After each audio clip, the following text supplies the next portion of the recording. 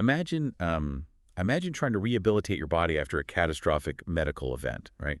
But gravity is actively, relentlessly pulling your shoulder joint apart. Oh, yeah, it's brutal.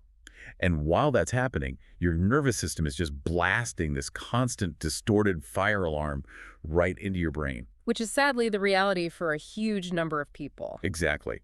For up to 40% of stroke survivors, that is the daily reality of hemiplegic shoulder pain, or HSP. So welcome to this deep dive. Glad to be here. Whether you are, tracking the latest advances in rehab tech, looking for insights to maybe help a loved one, or if you're just insanely curious about the mechanics of human recovery, we are exploring a really accessible clinical blog post today. Yeah, a great summary post. Right, and we're looking at it alongside the actual rigorous science that it translates. Yeah. Specifically, this is a 2025 systematic review and meta-analysis published in the journal Frontiers in Neurology. By a really solid team of researchers over at the Hospital of Chengdu University of Traditional Chinese Medicine. Exactly. And our mission today is to navigate this new science for you.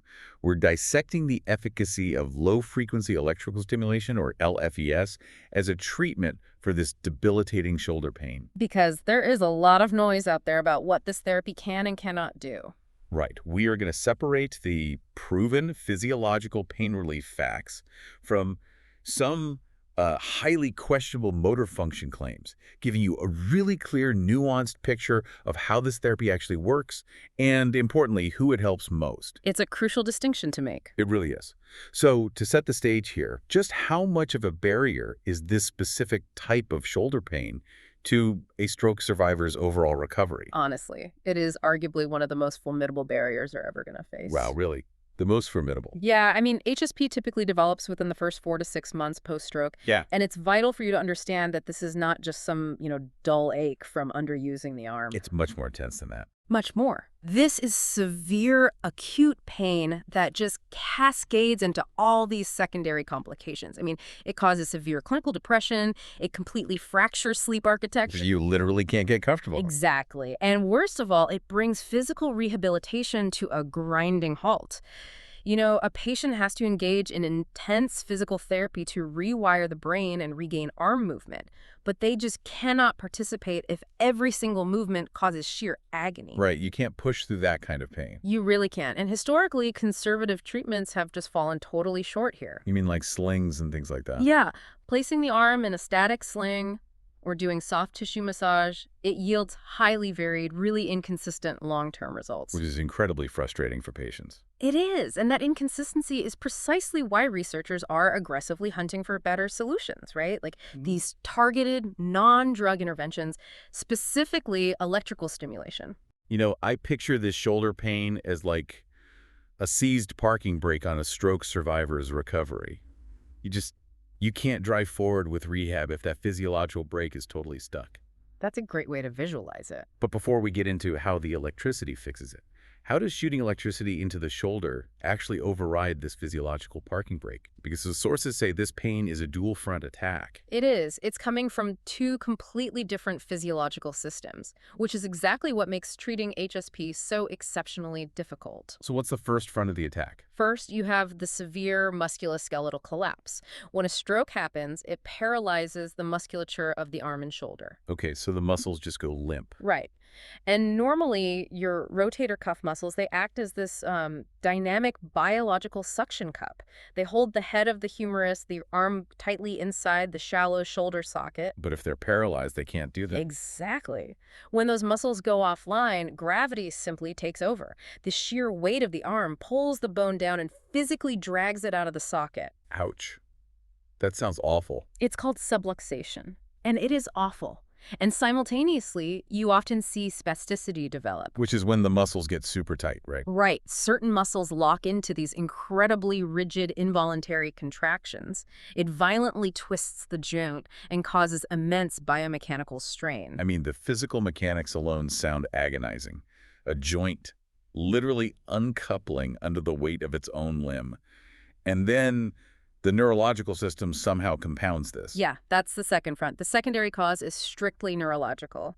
The stroke damages the central nervous system pathways themselves. So it's not just the shoulder, it's the signaling system. Exactly, leading to neuropathic pain and central sensitization. Basically, the nervous system becomes incredibly hyperreactive. Hyperreact to how? Like overly sensitive. Yeah, the glial cells in the spinal cord can become so overactive that they amplify pain signals. It gets to the point where the brain misinterprets even a light touch. It's like just brushing against a shirt. Yeah, or even just the ambient temperature of the room. The brain misinterprets that as severe tissue damage. Wow. So you have a joint that is structurally degrading in real time, paired with a central nervous system that has just completely lost its ability to regulate sensory input. It's a perfect storm of pain. Which really explains why standard pain medications often fail here, right? Hmm. I mean, they might dull the sensory input a bit, but they don't put the physical joint back together. No, they don't fix the subluxation at all. And on top of that, they cause cognitive fog, which you absolutely do not want when you're trying to do neuro rehab. You need the patient completely alert for rehab to work. Right. So enter low-frequency electrical stimulation, or LFES. And this meta-analysis we're looking at, it reviewed 8 randomized controlled trials involving 341 stroke survivors. A very solid sample size for this specific condition. Yeah, and the overall finding, the big headline here, was a statistically significant, meaningful drop in pain. They represented this with a standardized mean difference, or SMD, of negative 0.68. Which is actually a very impressive number in clinical research. Yeah, for a medical intervention, an SMD of negative 0.68 means the pain scores shifted downward by over 2/3 of a standard deviation compared to the control group, right? Exactly. I mean, in a clinical bell curve, that is a massive, highly perceptible reduction in daily suffering. But here is the thing. What's fascinating here is how it actually achieves that, right? Yeah, how does it do it?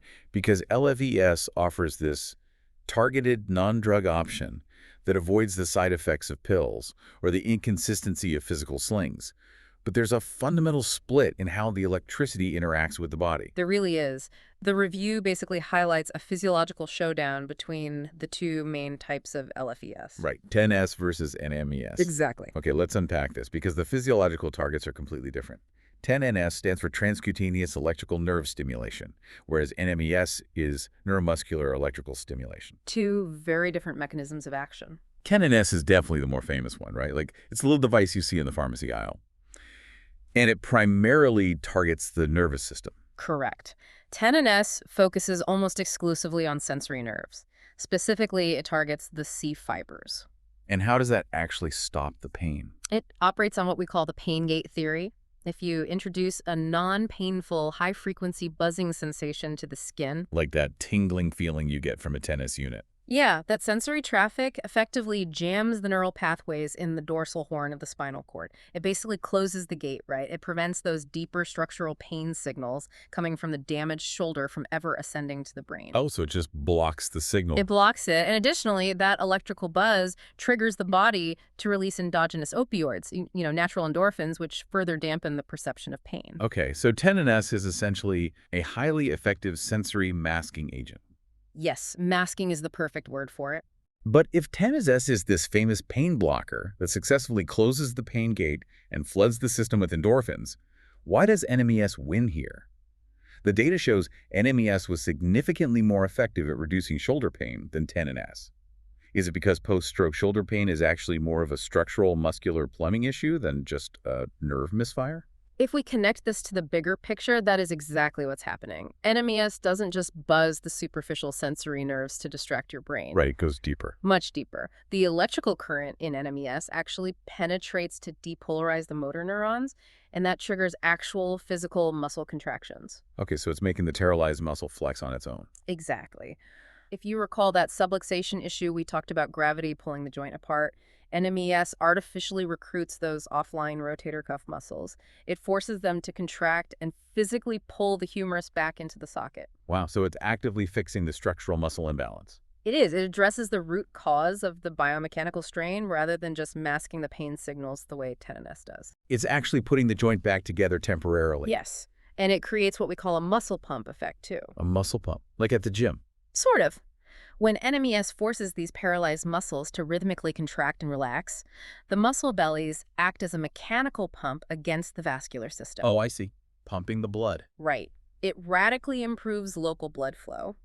And that flushes out the inflammatory cytokines and all those biological waste products that just pool in stagnant tissue. So it's clearing out the inflammatory byproducts while also relieving the spasticity. Exactly. You fix the plumbing, you fix the structure, and the pain naturally recedes. Okay, here's where it gets really interesting, though. Knowing NMES is the right tool isn't enough, right? It's like tuning an old radio. If the frequency is too high, you just get static and exhaust the battery. But if the pulse width is too wide, you blow out the speaker and actually cause pain. That is a perfect analogy. Setting the parameters requires absolute precision. The researchers found that the electrical frequency, which is measured in hertz, has to be kept under 50 hertz for optimal results. Why is under 50 the magic number? Because my first thought is, wouldn't a higher frequency give you a stronger muscle contraction? You would think so, but higher frequencies, anything over 50 hertz, can cause rapid muscle fatigue and decreased endurance. Because it's overworking the muscle. Exactly. Higher frequencies preferentially recruit your fast-twitch muscle fibers.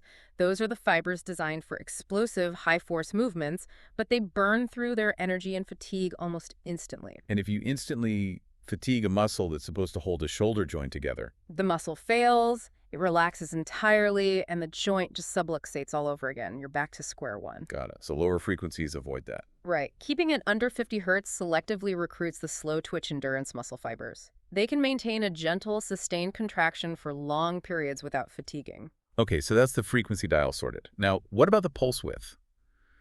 The study says 200 microseconds or less. A microsecond is 1/1,000,000th of a second.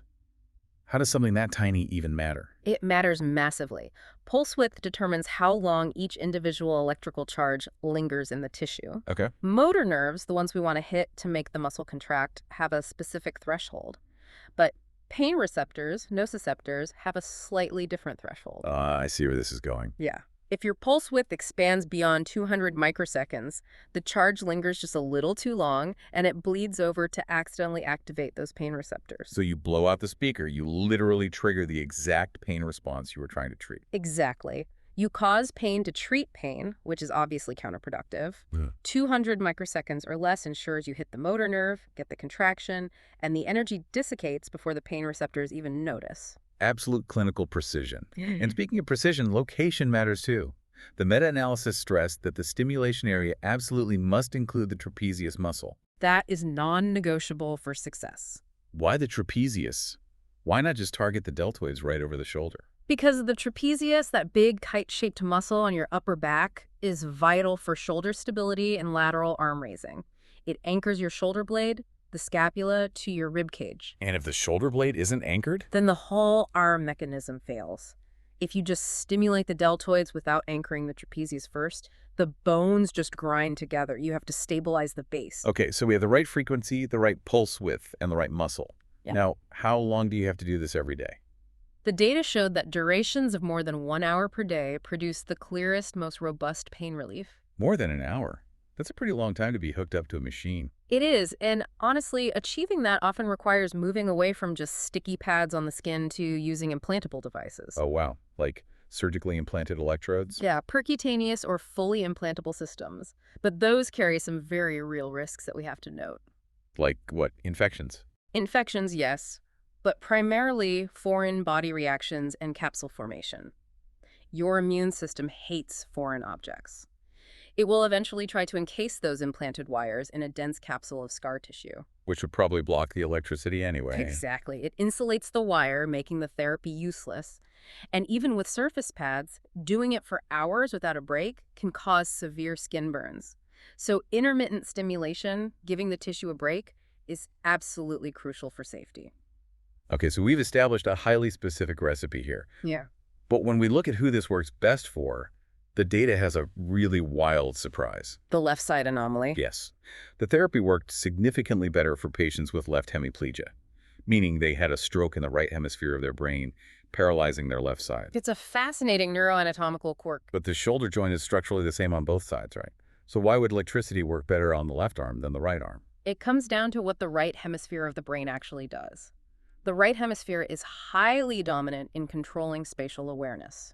Like your internal 3D map of the world. Exactly. So damage to that right hemisphere often causes something called hemispatial neglect. Where patients literally ignore their left side. Completely. They might only eat food on the right side of their plate, and they completely lose cognitive awareness that their paralyzed left arm even belongs to them. So they aren't protecting it. Yeah. It gets caught in wheelchair spokes or trapped under their body during transfers. Exactly. They subject the arm to immense physical trauma all day long because they just don't realize it's there, which massively worsens the shoulder pain. So how does the electrical stimulation fix a cognitive awareness issue in the brain? By providing aggressive sensory feedback. When the NMES forces a strong muscle contraction in that neglected left arm, it shoots a huge surge of sensory data up the spinal cord. Like a neurological flare gun going off in the dark. Exactly. It forces the damaged brain to pay attention to the incoming data, reminding it, hey, this limb still exists. And once that cognitive awareness returns, the patient naturally starts protecting the arm, which stops the ongoing mechanical trauma. That is just incredible. The electricity is acting as a homing beacon for the brain. But here is where we really have to look critically at the data. Yes. The motor function claims. Right. We promised we would evaluate where the data falls apart. That paper initially claims that LFES resulted in an 8.50-point improvement in upper limb motor function on the FMAUE scale. Which functionally is a huge claim for motor recovery. Huge. But then the researchers ran a sensitivity analysis. Thank goodness they did. And it revealed that this massive motor function improvement was almost entirely propped up by a single, poorly designed study, the Kong et al. Study from 2015. Yeah, that study had some serious methodological flaws. It had a super low Pedro score of 5, right? And? And it lacked allocation concealment and blinding. Which means the patients and the assessors knew exactly who was getting the real electrical therapy and who wasn't. That invites so much bias. If a patient knows they're getting the cutting-edge treatment, they're going to try harder during the assessment. Exactly. And when the researchers removed that one single flawed study from the statistical model, the motor function benefits basically plummeted to zero. So what does this all mean? If one bad apple, this Kong study, completely ruins the motor function data, how can you and I trust the pain relief data? Didn't that use the same flawed studies? This raises an important question, and it's exactly why we have to read these meta-analyses with a really critical eye. But I can reassure you here. Okay, reassure me. How? Because the pain data showed incredible resilience. When they ran that same sensitivity analysis and removed all the lower quality studies, including Kong, the pain data didn't collapse. Oh, really? Yeah, the reduction in pain remained robust and statistically significant. The pain relief is a verifiable biological reality, independent of the observer bias that messed up the motor scores. Okay, that is a masterclass in reading scientific data. The pain relief stands, the motor recovery falls. Exactly. So to quickly recap the core takeaways for you listening, LFES, specifically the NMES variant, tuned to under 50 hertz and 200 microseconds, and firmly targeting the trapezius muscle, offers a highly effective, non-drug tool for stroke survivors fighting shoulder pain, especially those with left-side weakness. It is a fantastic tool when used correctly. It really is.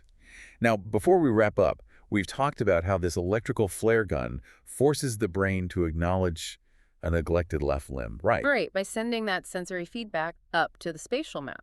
Could we eventually use targeted electrical pulses, not just for physical muscle pain, but as a primary cognitive therapy? Like physically rewiring the brain's spatial awareness map from the outside in? It is a fascinating frontier. If we can isolate the exact frequencies that most effectively prompt the brain to remap physical space, we might be able to treat cognitive neglect directly through the skin. Which would blur the line between physical therapy and cognitive neurology completely. It absolutely would. And that is something truly fascinating to ponder long after this deep dive ends.